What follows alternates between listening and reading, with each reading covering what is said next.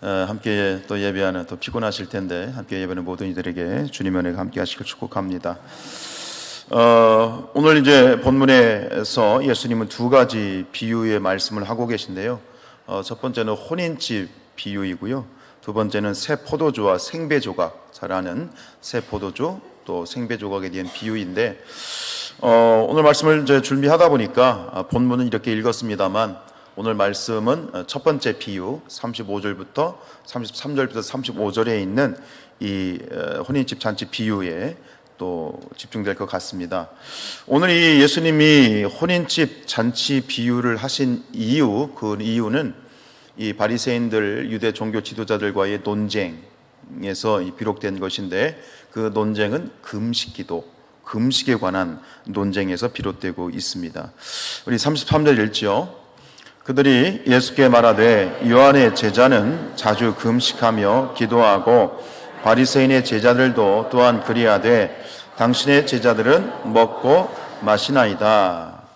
앞에서 우리가 앞전에서 이제 중풍병자를 고치는 사건부터 그 사건, 예수님이 그 치유하는 사건도 중요하지만 그때부터 시작된, 우리가 놓치지 말아야 되는 건 뭐냐면 예수님과 유대 종교 지도자들과의 논쟁이 시작이 됐죠. 점점 그 논쟁이 이제 좀 강대강으로, 그리고 굉장히 첨예하게 이렇게 흘러가는 모습을 우리가 오늘 목격하게 되는데, 오늘 이 장면에서, 오늘 말씀에서 이 유대 종교 지도자들이 예수님을 신랄하게 지금 비난하고 있는 이유는 바로 금식 기도입니다. 왜 우리는 금식하고 세례 요한의 제자들도 금식하는데 왜 당신의 제자들은 금식 기도하지 않습니까? 또 이렇게 지금 공격을 하고 있는 거예요. 그럼 당시에 어떻게 기도를 했길래 이런 얘기를 할까요? 당시에 그 유대인들은 일주일에 2번 금식했어요. 순서로 따지면 목요일과 월요일이에요. 월요일과 목요일, 목요일과 월요일인데 왜 일주일에 2번을 금식했냐면 그 이유는 모세의 기도에서 비롯된 겁니다. 모세가 이제 출애굽을 한 다음에 시내산에 올라가죠. 하나님으로부터 율법과 함께 십계명과 함께 성막 제정 명령을 받아가지고 내려오잖아요. 성막 제정 명령 그들에게 큰 의미가 없는 것 같고, 어쨌든 간 율법의 포인트가 있으니까 율법을 받기 위해서 시내산에 올라간 요일이 언제다? 무슨 요일이다?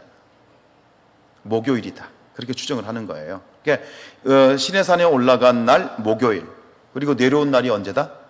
월요일이다. 그래서 올라간 날과 내려온 날을 기념을 해서, 그래서 그 이틀을 이제 그들은 어떤 그 엄격한 이런 금욕 생활에 종교적인 열심에 의해서 일주일에 2번씩 정기적으로 금식하는 것을 생활화하고 있었어요. 어때요? 여러분들 일주일에 2번씩 금식하실래요? 아무도 아멘을 안 하네? 그래요. 금식에는 분명히 유익이 있어요. 유익이 있어요. 금식 기도에는 유익이 있는데, 근데 문제는 뭐냐면 그 열심을 가지고 하나님 앞에 기도한다는 게 뭐가 문제가 될까요?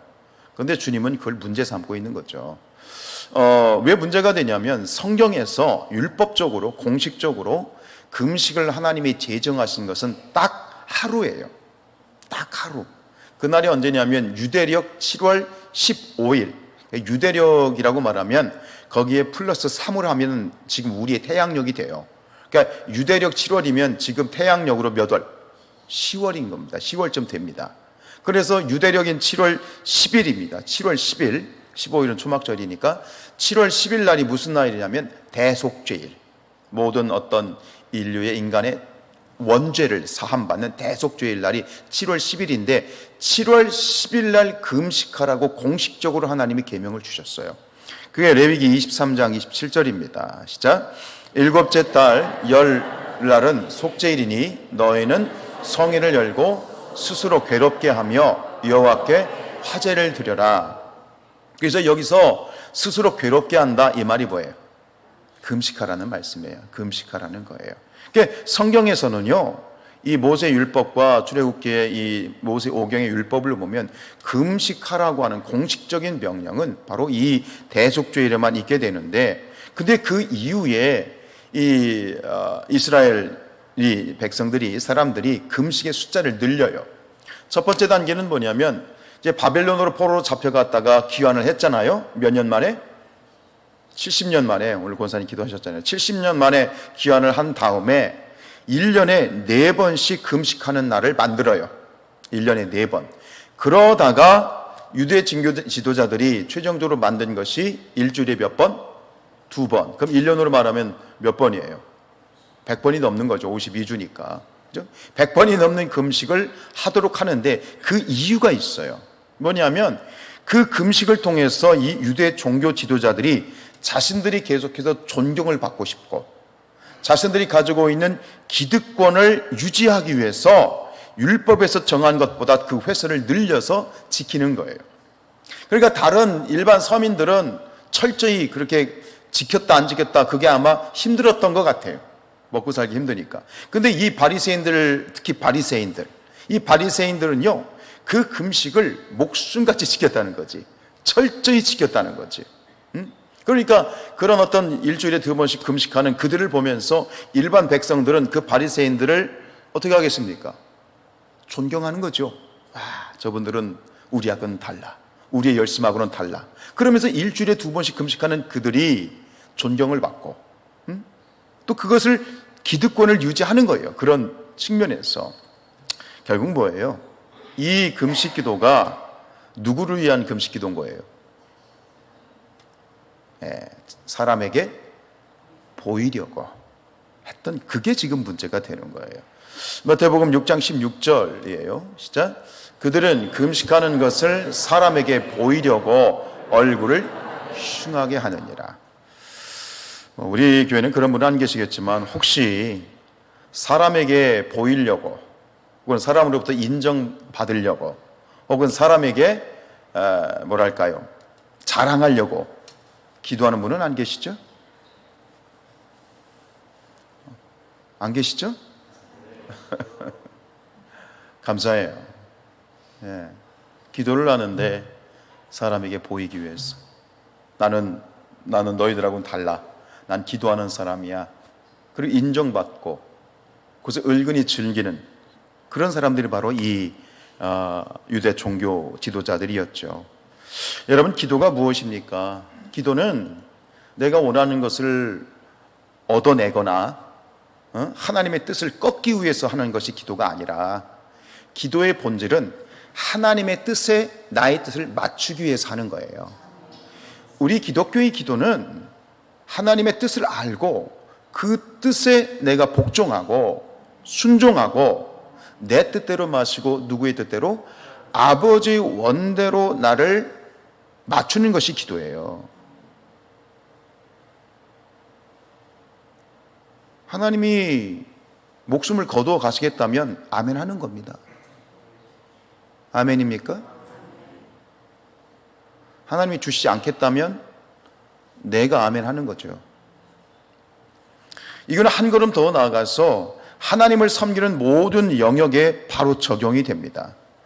내 기도가 절대로 자랑이 되면 안 되는 것처럼 내가 하나님 앞에 행하는 모든 행위들, 예배를 드리는 것, 내가 헌신하는 것, 내가 하나님 앞에 헌금 생활하는 것, 내가 섬기고 봉사하는 모든 것들이 나의 자랑이 되면 안 되는 거예요. 기도를 포함해서 모든 것들이 다 그런 것입니다. 결국 이런 태도는 뭡니까? 그 속에 교만이 깔려 있는 것이고요. 교만은 모든 죄 중에 가장 악한 죄이고요. 결국 그 속에서 사단이 역사하고요. 그 사단이 역사하면 결국 궁극적인 건 뭐예요? 우리를 죽이고 멸망시키고 교회를 망가뜨리고 그것이 사단의 목적 아니겠습니까? 이런 위선적인 모습에 대해서 우리는 수없이 들어왔던 그 주님의 책망을 오늘 다시 한번 들어봅시다. 마태복음 23장 33절 시작. 뱀들아 독사의 새끼들아 너희가 어떻게 지옥의 판결을 피하겠느냐. 여러분 잘 생각하셔야 됩니다. 바리새인들은요 지금 예수님이 이렇게 말씀하시지만 일반 백성들에게는 정말로 존경받는 사람들이었습니다. 아시겠습니까? 신앙적으로나 행위적으로나 모든 면에 있어서요 존경받는 사람들이었습니다. 인정받는 사람들이었습니다. 그런데 그런 사람들에 대해서 주님께서는 독사의 새끼라고 이렇게 비난하고 계신 겁니다. 잘 생각하셔야 됩니다. 여러분, 내가 기도를 많이 한다. 내가 교회를 위해서 헌금을 많이 한다. 내가 교회를 위해서 헌신을 많이 한다. 근데 문제가 뭐죠? 제가 이렇게 말씀드렸죠. 내가 기도를 많이 한다. 내가 헌신을 많이 한다. 내가 뭐죠? 헌금을 많이 한다. 문제가 뭐예요? 지금 계속해서 반복되는 주어가 뭐예요? 나지요. 여러분, 신앙은요, 내가 주어가 되면 안 됩니다. 내가 기도한 게 아니에요. 내가 50일 기도학교를 완주를 한 게 아니에요. 누가 하신 거예요? 하나님이 나로 하게 하신 거예요. 내가 헌신을 해요. 내가 많은 헌금을 해요. 아니요. 하나님이 하게 하신 거예요. 할 수 있도록 주신 거예요. 이 사실을 절대 놓치면 안 돼요. 근데 우리는 너무 쉽게 이 사실에서 넘어져요. 저도 마찬가지고요. 우리 모두가 그냥 아차하는 순간에 확 넘어져요. 내가 했는데.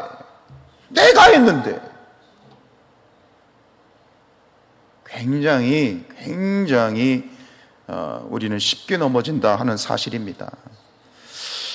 여러분, 하나님이 하시는 겁니다. 우리가 입 바른 소리로 너무 그 말을 너무 입 바르게 자주 사용하는 것은 좀 좋지 않아. 하나님이 하셨습니다. 근데 이 말이 맞기는 맞는데 너무 이렇게 영혼 없이 사용하진 마세요. 가끔 갖다가 너무 영혼 없이 쓰는 분들이 있어. 하나님이 하셨습니다. 맞는데 좀 영혼을 가지고 말씀하시는데 이 진리를 너무 싸구려로 만들진 마세요. 그러나 진리는 진리야. 이 진리를 값어치 있는 진리로 만들어야 돼. 하나님이 하시는 거야. 그럼 내가 없는 거지. 내가 없어야 되는 거지. 내게 자랑이 있어서는 안 되는 거지. 내가 누군가를 정죄할 수가 없는 거예요. 왜 남을 정죄합니까? 왜 남을 비난합니까? 내가 했다고 생각하니까 비난하는 거예요. 내가 한 게 없으면 비난할 것도 없어요. 정죄할 것도 없어요. 근데 바리새인들은 비난하잖아요. 누구를 비난하고 있어요, 지금? 이 바리새인들이 누구를 비난하고 있습니까, 지금? 예수님을 비난하고 있습니다. 예수님까지 심지어 감히 예수님을 비난하고 있습니다. 왜요? 그 안에 자기가 가득한 거예요. 내가 한 거야. 여러분, 오직 자랑은 하나님께 있지요. 그런데 우리가 성경에 보면 자랑할 것이 있다라고 얘기합니다. 바울이. 너희들이 자랑하고 싶으냐? 그럼 무엇을 자랑하라고 했죠? 바울이 이렇게 얘기합니다. 고린도후서 11장이요. 시작. 내가 부득불 자랑할진대 내가 약한 것을 자랑하리라. 여러분, 우리가 자랑할 것은 나의 연약함입니다. 내가 잘난 것, 내가 잘된 것. 우리가 목장 모임에서도요, 모임 가운데 여러분 말 조심하셔야 돼요. 너무 감사한 것들이 많죠. 내 자식이 잘 되고, 또 직장이 잘 되고, 이번에 좋은 아파트 사고, 좋은 차 사고, 다 좋아요. 근데 그런 얘기는 굳이 하지 마세요. 그러지 못한 사람이 얼마나 마음이 아프겠어요, 솔직히. 대신 이렇게 얘기하는 거예요. 나의 약함을 자랑하라. 나의 죄됨을 자랑하라. 나의 약함을 드러낼 수 있다면 그 속에서 성령이 역사하시고 하나님이 역사하시는 건데, 내가 잘나고 잘된 것만 얘기하기 시작하면 어떻게 하나님이 역사하실 수 있어요? 내가 죽어야 하나님이 역사하시지. 근데 내가 살아있으면 하나님은 내 근처에도 얼씬 오실 수 없는 것이지. 바울은 얘기합니다. 약한 것을 자랑하리라. 근데 사실 사도 바울은 여러분 아시는 것처럼 사도 바울은 정말 잘난 사람이에요. 그렇죠? 그 가브리엘 문화생이잖아요. 학식적으로 말하면, 요즘으로 말하면 서울대학교 출신이라는 얘기예요. 굉장히 어떤 인문학적으로나 세상 지식적으로나 아카데믹한 모든 부분에 있어서 굉장히 똑똑한 사람이고요. 또 영적으로도 기가 막힌 사람이에요. 그래서 바울이 한 번은 얼핏 얘기를 해요. 얘기를 안 하다가 하도 고린도 교인들이 속을 새기니까 그냥 한마디 딱 하는데, 그 한마디면 그냥 평정되는 말을 해요. 우리 고린도후서 12장 1절부터 4절이거든요. 시작. 무익하나마 내가 부득불 자랑하노니 주의 환상과 계시를 말하리라. 바울이 어떤 엄청난 환상과 계시를 받았다는 거예요. 받았다는 거예요. 그게 뭐냐? 12절. 내가 그리스도 안에 있는 한 사람을 아노니 그는 14년 전에 셋째 하늘에 이끌려간 자라 그랬어요. 여기서 내가 한 사람을 안다라고 얘기했는데 사실은 누구 얘기하는 거예요? 자기 얘기하는 건데 조심스러우니까 자기라고 또 얘기도 안 해. 간접화법을 쓰는 거야. 14년 전에 있었던 그 경험이 있어요. 3절이에요. 내가 이런 사람을 아노니 그가 몸 안에 있었는지 몸 밖에 있었는지 나는 모르거니와 하나님은 아신다. 계속 자신을 이렇게 스크린을 쳐요. 나도 잘 이러면서 주저주저 하는 거죠. 그러면서 마지막에 4절에서 이렇게 얘기를 합니다. 시작. 그가 낙원으로 이끌려가서 말로 표현할 수 없는 말을 들었으니 사람이 가히 이르지 못할 말이로다. 그가 누구예요? 내가. 낙원이 어디입니까? 3층천 천국에 가가지고 말로 표현할 수 없는 것들을 듣고 본 거예요. 여러분, 계시록을 쓴 사도 요한은요 그냥 보았을 뿐이에요. 그죠? 환상을 보았을 뿐이지만 이 사도 바울은요 직접 갔어요. 올라가서 보고 경험한 거예요. 여러분, 얼마나 놀라워요. 그죠? 이 한마디면 그냥 딱 평정이 되는 거예요. 그런데 왜 사도 바울은 굳이 이 이야기를 이야기하지 않았을까요? 평소에 이 얘기 한마디 했으면 성도들이 혹하고 들었을 텐데 왜 이야기를 하지 않았을까요? 네, 그거예요. 사람들이, 이 복음을 듣는 사람들이 하나님이 아니라 누구를 더 떠받들 것 같아서 자기 자신을 더 떠받들고 하나님의 영광을 가릴 것 같아서 이 이야기를 하지 않은 거예요. 이미 바울은 이런 경험이 있어요. 1차 전도 여행 때 바나바와 같이 루스드라라는 곳에 갔어요.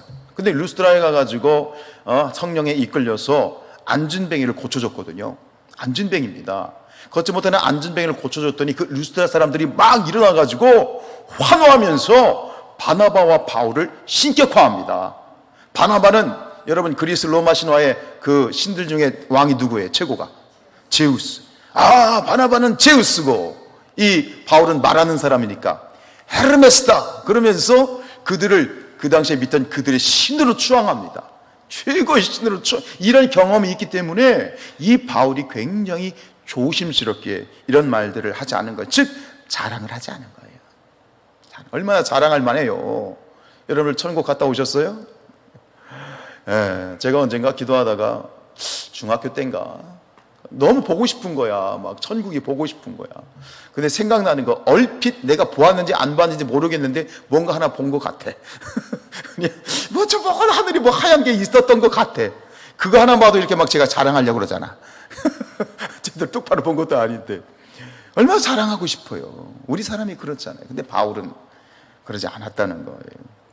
그러면서 다시 이렇게 결론을 맺지요. 자, 12장 5절 시작. 내가 이런 사람을 위하여 자랑하겠으나 나를 위하여는 약한 것들 외에 자랑하지 아니하리라. 되게 말이 웃겨요. 이런 사람을 위해서는 자랑해. 그 사람이 누군데? 자기 자신인데 자기 자신을 자랑하겠으나 그러나 나를 위해서는, 이 말을 참 재미있게 표현을 하지요. 충분히 자랑할 만한 일이다. 그러나 나는 자랑하지 않는다. 난 약한 것들 외에 자랑하지 아니한다. 왜? 하나님의 영광을 가릴까 봐서. 하나님이 드러나야 되니까. 내가 아니라 누가? 하나님이 영광을 받으셔야 되니까. 그런데 바리새인들은 전혀 이러한 자세가 없어요. 오직 누가 드러나기를 원해요? 자기 자신들이 드러나기를 원하는 거예요. 이 유대 종교 지도자들의 반응은 이런 거죠. 자기를 드러내는 거죠. 옛날에 그런 광고 있죠. 제가 요즘 그 용각산을 먹는데 용각산을 흔들면서 이 소리도 아닙니다. 저 소리도 아닙니다. 용각산은 소리가 나지 않습니다. 그래서 옛날에 전병옥 목사님이 3.1교회에 담임하셨던 전병옥 목사님이 그랬어요. 교인들은 용각산 교인이 되어야 된다. 교회 안에서 용각산 교인이 되어야 된다. 교회 안에서 소리를 내면 안 된다. 아주 물론 어떤 불미스러운 일로 뭐 지금은 또 뭐 이렇게 계시지만 어쨌든 간 그 메시지가 굉장히 저에게 도전이 됐었어요. 소리를 내지 말라는 게 뭐냐면 결국 내가 아니라 하나님만이 드러나야 돼요. 굳이 소리를 내고 싶으냐? 세상에 나가서 소리를 내라는 거야.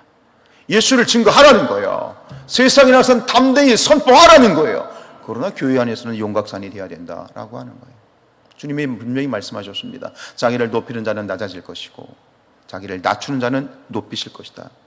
스스로 자기를 높이고자 하는 자면 주님은 낮추십니다. 그러나 낮추고자 하는 겸손한 자에게는 반드시 하나님께서는 높여주시고 세워주시고 그럴 때 이 사람이 영광 받으시는 것이죠. 바리새인들을 보십시오. 여러분, 그리고 이 바리새인들이 자신들을 높이기 위해서 자신들을 드러내기 위해서 정말 심각한 죄를 지은 겁니다. 여러분, 제가 앞에서 말씀드렸잖아요. 원래 하나님 말씀하신 금식은 1년에 몇 번이라고요? 한 번, 대속죄일이에요. 근데 일주일에 몇 번? 2번. 1년으로 따지면 100번이 넘는 금식을 만드는 거예요. 만드는 거예요. 이건 뭐예요? 하나님의 말씀을 왜곡시킨 거예요.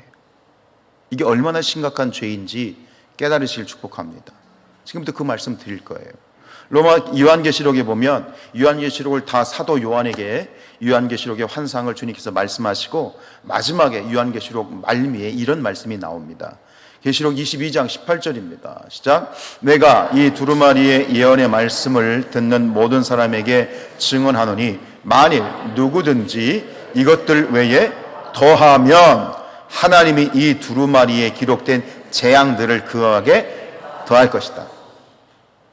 두루마리에 있는 말씀이라는 하나님 말씀이에요.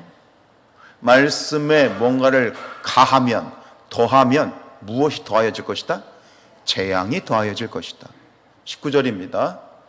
만일 누구든지 이 두루마리의 예언의 말씀에서 제하여 버리면 하나님이 이 두루마리에 기록된 생명나무와 및 거룩한 성의 참여함을 제하여 버리시리라. 이번엔 감이죠. 말씀에서 빼버리면 여기 이 생명나무와 및 거룩한 성의 참여함이란 어디에 가는 걸 말하는 거예요? 천국에 가는 걸 말하는 거예요. 천국에서 제하여 버릴 것이다. 이렇게 말씀하셨어요. 여러분, 말씀을 왜곡시키는 것, 자신들을 드러내고 자신들의 어떤 기득권을 유지하기 위해서 결국 말씀을 이 가감, 변질, 왜곡시킨 것. 여러분, 과유불급이란 말이 있죠. 여러분, 신앙의 열심 중요합니다. 그죠? 열심을 내야죠. 근데 그 열심과 열정이 말씀을 벗어나면 심각한 문제가 생기는 거예요. 그게 죄의 발상이에요. 그게 죄의 시작이라 이 말입니다. 여러분, 아무리 열심과 특심이 있다 할지라도 말씀이 아니면 아닌 거예요. 절대로 열심히 말씀을 앞서면 안 돼요. 아시겠습니까? 냉정해야 됩니다. 왜 이단에 빠지고 왜 문제를 일으키느냐? 말씀을 앞서요. 사람은 기본적으로 열정적인 사람이 있고 열심 있는 사람이 있어요. 성격적으로. 근데 그 열심과 열정이 마치 하나님에 대한 열정과 열심인 것처럼 착각해서 정확한 하나님의 말씀의 범위를 벗어나기 시작하면 굉장히 심각한 문제를 초래하게 된다는 것입니다. 오늘 보십시오. 이 바리새인들과 유대 종교자들이 누구를 비난하고 있습니까? 누구에게 손가락질하고 있습니까? 누구를 마침내 십자가에 못 박았습니까? 왜 그랬습니까? 그들의 열심과 열정 때문이었습니다. 과유불급입니다. 율법을 가지고 하나님 말씀은요, 다른 사람을 비난하거나 다른 사람을 정죄하라고 있는 게 아니에요. 말씀을 적용시키는 것은 우리가 말씀을 가지고 무엇인가를 비판하고 비난할 때는 그것은 다른 사람을 향하는 것이 아니라 누구를 향해야 되는 거예요? 나 자신을 향해야 되는 거예요. 아시겠습니까? 말씀을 가지고 누군가를 재단한다? 그 시작부터가 잘못된 겁니다.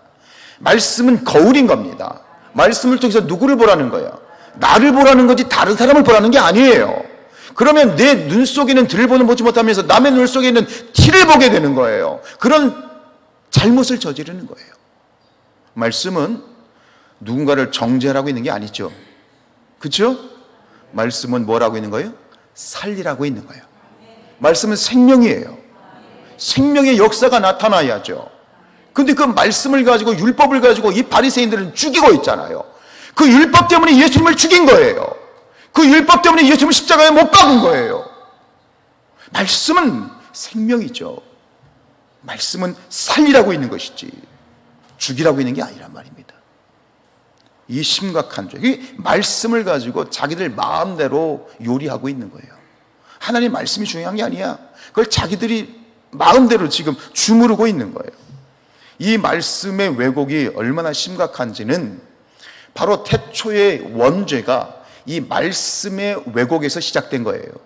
아십니까? 말씀의 왜곡에서 이 본질적인 원죄가 시작이 됐습니다. 이 선악과에 대한 계명입니다.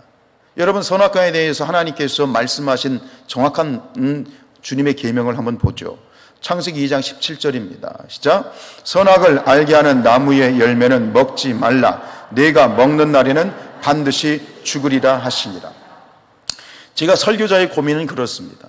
저 자신도 말씀을 가지고 설교를 하다 보니 어떤 때는 말씀을 가지고 성도들을 정죄하게 되는 분위기로 흘러갈 때가 있더라고요.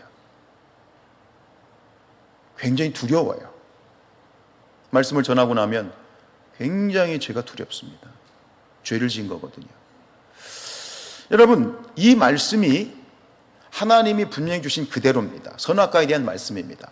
선악을 알게 하는 나무의 열매는 먹지 말라. 네가 먹는 날에는 반드시 죽는다 그랬어요. 그게 뱀이 와가지고요, 하와에게 묻죠. 하와에게 묻습니다. 질문합니다. 3장입니다. 시작. 그런데 뱀은 여호와 하나님이 지으신 들짐승 중에 가장 간교하니라. 뱀이 여자에게 물어 이르되 하나님이 참으로 너희에게 동산 모든 나무의 열매를 먹지 말라 하시더냐. 이렇게 운을 띄워요. 그때 하와가 어떻게 대답하는지 잘 보세요. 2절, 3절 시작.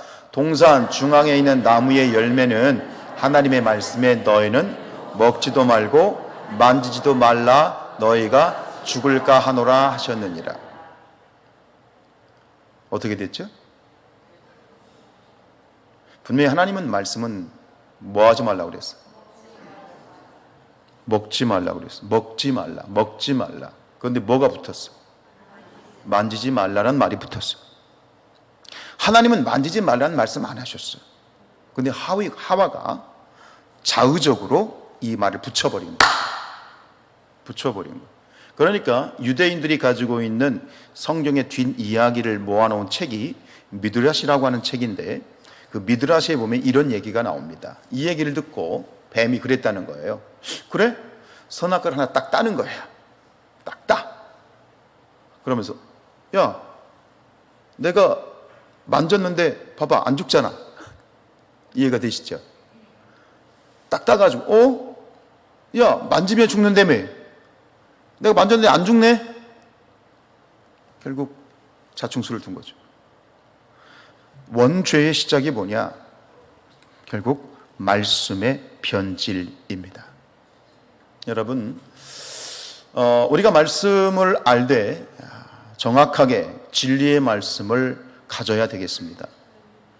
예수님이 광야에서 금식하실 때 사단이 와서 시험할 때 결국은 예수님이 말씀으로 사탄을 물리치셨지만 마지막에는 마귀도 무엇으로 예수님을 시험했죠? 말씀으로 시험했죠. 하물며 말씀으로 사단이 예수님을 공격할 정도 되면 우리는 어떻겠습니까? 말씀을 알되 정확하게 알아야 되겠습니다. 제대로 알아야 되겠습니다. 이건 너무너무 중요합니다. 과유불급입니다. 열심도 좋습니다. 열정도 좋습니다. 그러나 과유불급입니다.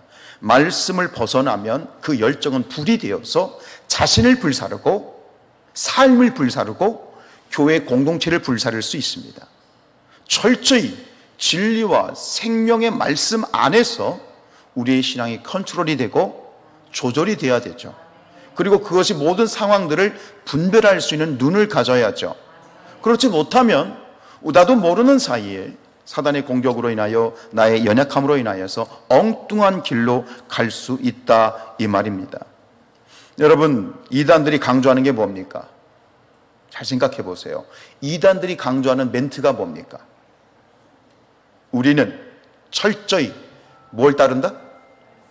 말씀을 따른다는군. 그래요, 안 그래요? 생각해 보세요. 요 앞에 저기 예식장, 하나님의 교회, 이건 안식일 계통이에요. 그들이 왜 토요일 날 예배드리죠? 뭐라고 얘기합니까? 우리는 성경에 기록된 대로 신앙을 지킨다고 얘기합니다. 성경에 안식일을 지키라고 했지 않느냐? 이것을 영원한 규례라고 했지 않느냐? 그러면서 이 이단들은요, 자신 있게 얘기합니다. 우리는 성경의 말씀대로 실천하는 사람들이다. 이게 이단들입니다. 어찌 보면 참 조심스러운 얘기지만 오히려 이 이단에 빠지는 사람들이 굉장히 말씀에 진심인 사람들인 것 같습니다. 수년 전에도 그런 경우를 많이 봤습니다. 교회에서 정말 헌신적으로 열심히 있는 권사님이 신천지에 빠지고, 그런 일들이 굉장히 많이 있습니다. 신천지에 들어가서 공부를 한 어느 집사님의 노트를 본 적이 있습니다. 그렇게 공부했으면 서울대에 10번은 들어갔을 것 같더라고요. 얼마나 공부를, 말씀을 빼곡하게 썼는지, 그것도 다른 데서 아니고 커피숍에서 둘이 만나가지고 썼다는 거야. 몇 주 동안 그렇게 했다는 거예요. 왜 거기에 빠지는 걸까요? 말씀이라는 거야. 사단은 우리를 말씀으로 공격하는 시대입니다. 우리가 제대로 말씀에 깨어있지 않으면, 진리에 깨어있지 않으면 우리도 바리새인처럼 될 수 있고, 예수님이 말씀하셨던 것처럼 이 독사의 새끼 같은 그러한 위선자들이 될 수 있고, 조심해야 됩니다. 우리 사랑하는 성산의 가족들이요, 말씀에 깨어있기를 원합니다. 저들이 말하는 것처럼 우리는 말씀대로 산다 라고 이 이단들도 그렇게 떵떵거리고 사는데, 여러분들은 정말 여러분들의 신앙 가운데서 나는 말씀대로 살고 있습니다 라고 그런 자부심을 가지고 여러분들 자신 있게 얘기할 수 있습니까? 그리하길 축복합니다. 자신 있게 선포하십시오. 말씀대로 삽니다.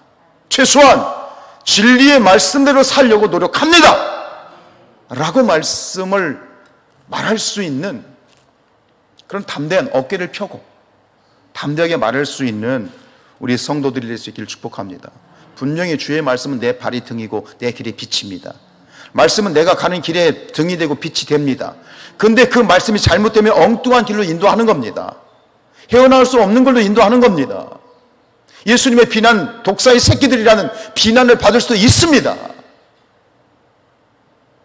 사랑하는 여러분들이요, 말씀을 알되 정확하게 아시기를 축복합니다. 궁금한 건 물어보시고, 이해가 안 되는 거는 자꾸 파고, 설교를 듣는 것만으로 여러분들의 말씀 생활을 다 했다고 내려놓지 마시고, 베레아에 있는 성도들처럼 말씀이 정말 그러한가요? 늘 상고하고 연구하고 공부하고 그런 성도들이 될 수 있기를 축복합니다. 오늘 이제 이러한 금식의 유무에 대해서 이 바리새인들이 예수님을 비난하니까 예수님이 그래서 말씀하신 게 혼인잔치의 비유죠. 그냥 우리 간단하게 읽고 넘어갑니다. 34절이에요. 시작. 예수께서 그들에게 이르시되 혼인집 손님들이 신랑과 함께 있을 때에 너희가 그 손님으로 금식하게 할 수 있느냐. 여러분, 이 말씀이 무슨 뜻인지 아시죠? 그렇죠? 혼인집 손님들이, 신랑이 누굽니까? 그렇게 유대인들이 기다렸던, 유대인들은요 수백 년 동안 기다렸어요. 예수님을 기다렸어요. 메시아를 기다렸어요. 그들이 기다린 메시아가 눈앞에 있는데도 몰라보는 거죠. 신랑과 함께 있을 때 너희가 그 손님과 금식할 수 있겠느냐. 맞아요, 틀려요? 예수님이 함께 계신데 금식할 수 있겠어? 그 다음에 35절입니다. 시작. 그러나 그날에 이르러 그들이 신랑을 빼앗기리니 그날에는 금식할 것이니라. 이게 무슨 뜻인지 여러분들 아시죠? 그죠? 여러분, 예수님이 성경에서 비유를 많이 말씀하셨어요. 비유는 왜 사용하시죠? 신천지가 이 비유 풀이가 문제가 되는데, 어쨌든 간 비유는 뭐 하라고? 비유의 목적이 뭡니까? 진리를 잘 이해할 수 있도록 비유를 드는 겁니다. 그렇죠? 예수님께서 이 바리새인들이 이 비유를 드셨으나, 그러나 그들은 이것을 이해합니까? 못합니까? 못하는 것이지요. 왜요? 눈은 떴으나 보지 못하는 것이고 듣는다고 하나 귀가 막혀 버렸기 때문입니다. 눈 뜬 장님, 듣는다 하는 귀걸이가 되어 있기 때문입니다. 역시 우리도 하나님 앞에서 두려운 마음으로 이 말씀을 받았으면 좋겠습니다. 우리 스스로가 나도 모르는 사이에 눈 뜬 장님이 되고 듣는다고 하나 듣지 못하는 그런 이런 바리새인과 같은 어리석은 자들이 되지 않고 예수님께서 말씀하신 이 독사의 새끼들이라고 하는 비난을 받지 않는 그런 하나님 앞에 올바른 성도들의 삶을 살아갈 수 있도록 우리가 영적인 분별력을 정확하게 가지는 그런 성도들이 될 수 있기를 축복합니다. 여러분, 우리가 신앙생활 하면서 철저히 율법적으로 철저히 주일 성수 잘하고 헌금생활 잘하고 모든 걸 다 잘하는 것도 중요하지만 저는 그렇게 생각해요. 직업적으로 그렇게 못하는 분들이 있어요. 우리 여기 장육장 성도 있지만 중요한 것은 율법적인 행동에 있는 게 아니에요. 율법적인 어떤 지침을 지키는 것이 중요한 게 아니에요. 아니, 중요하지 않은 게 중요하지. 근데 그보다 더 중요한 게 있어요. 복음의 본질을 붙드는 거예요. 신앙의 핵심을 붙드는 거예요.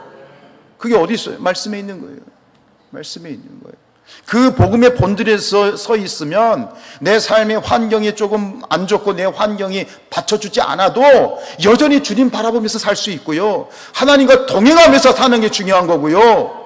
할렐루야. 교회 안에서만 신앙생활하는 게 아니에요. 신앙의 생활은 주께 말씀드렸잖아요. 빛과 소금은요, 안에서 교회에서 빛이 되고 소금이 되는 게 아닙니다.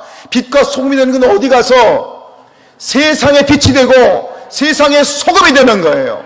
그럼 어느 곳에 있든지 내 안에 복음이 있고 내 안에 말씀이 있고 주님과 동행하게 되면 내가 주일 좀 빼먹을 수 있고 내가 다른 건 못하더라도 늘 주님과 동행하는 삶을 사는 거예요. 교회 안에서 보여지는 게 전부가 아닙니다. 교회 안에서 보여지는 건 7분의 1입니다. 날도 7분의 1도 안 되지. 한두 시간밖에 안 되니까. 세상에서 살아가게 될 때에 진짜 그리스도인으로 살아갈 수 있게 축복합니다. 언제 어디서나라는 말, 교회가 아닙니다. 진짜 그리스도인은 세상 밖에서 빛을 발하는 것이고 세상 밖에서 정말 그리스도인답게 살아가는 것인데, 여러분이 그 안에 정말 진리의 말씀이 있고 복음이 있고 정확한 하나님의 말씀을 가지고 정말 세상 가운데에서 어디다 내놔도 정말 이기고 승리할 수 있는 그런 우리 성산교회 성도들 됐으면 좋겠어요.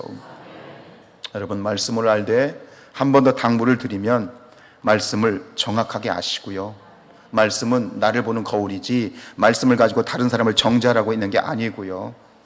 그리고 신앙은 나의 자랑이 아니고 오직 하나님을 자랑하고 하나님을 드러내는 것이고요. 언제 어디서나 말씀을 정확하게 깨닫고 알고 진리 안에서 자유함을 누리는 우리 성산의 모든 가족들 될 수 있기를 주님의 이름으로 축복합니다.